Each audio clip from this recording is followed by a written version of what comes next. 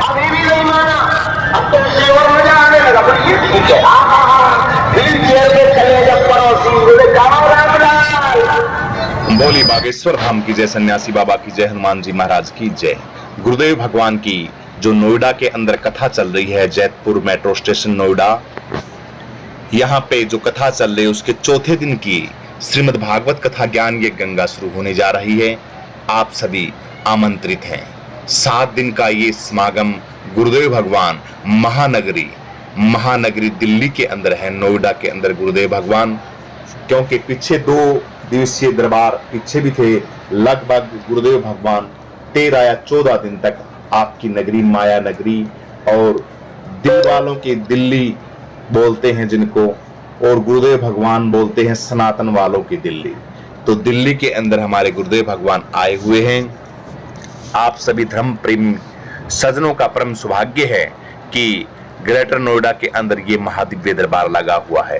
तो आ जाइए, आज चौथे दिन की बैठक के अंदर आज बहुत ही सुंदर श्रीमद् भागवत कथा ज्ञान ये गंगा को आप श्रवण कीजिए। कल तीसरे दिन की आपने बैठक जो कथा ज्ञान ये गंगा थी उसको आप लोगों ने श्रवण किया। महादिव्य दरबार का भी आपने आनंद लिया। बहुत सुंदर ठंड का वातावरण है, आने जाने में कोई असुविधा नहीं है। खाने पीने की सारी बहुत सुंदर व्यवस्था यहाँ के यजमानों के द्वारा की गई है। तो श्रीमद् भागवत कथा ज्ञान ये गंगा के चौथे दिन की बैठक शुरू होने जा रही है। इस चौथे दिन की बैठक के अंदर आइए, अपने जीवन को सफल बनाइए।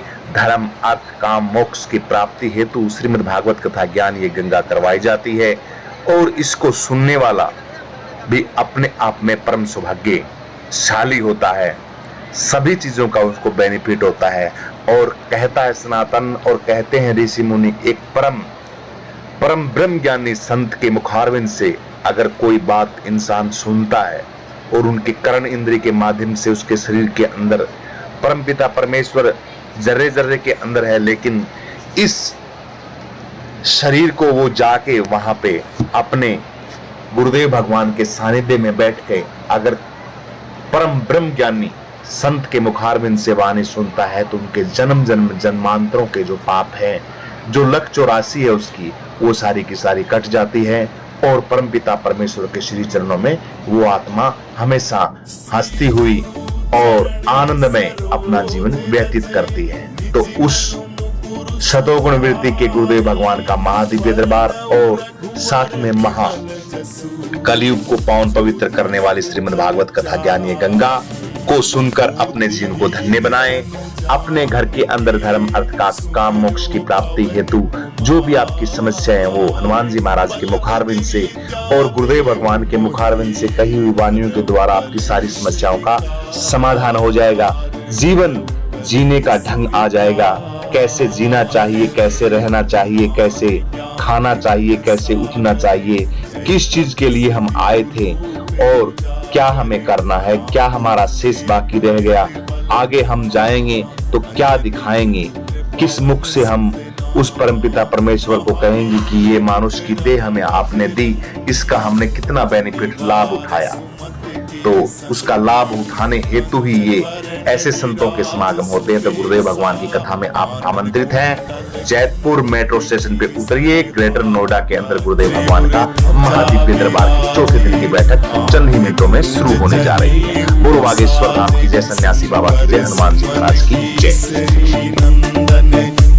प्रताप महाजगवंदन विद्यावान गुणी अति चातुर राम काज करने को आतुर प्रभु चरित सुनने को रसिया राम लखन सीता मन बसिया सूक्ष्म रूप धरि सियहि दिखावा विविध रूप धरि लंक जलावा रूप धरि असुर संहारे रामचंद्र जी की काज संवारे लाए संजीवन लखन जी आए श्री रघुवीर हरष उर लाए रघुपति कीनी बहुत बड़ाई तुम मम प्रिय भरत सम भाई सहस बदन तुम रो यस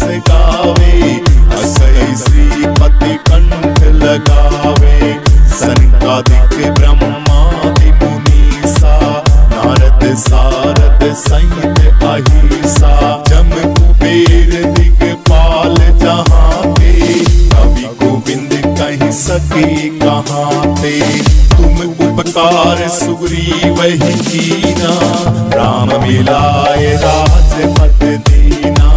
तुमरो मंत्र विभीषण माना, लंकेश्वर भय सब जग जाना।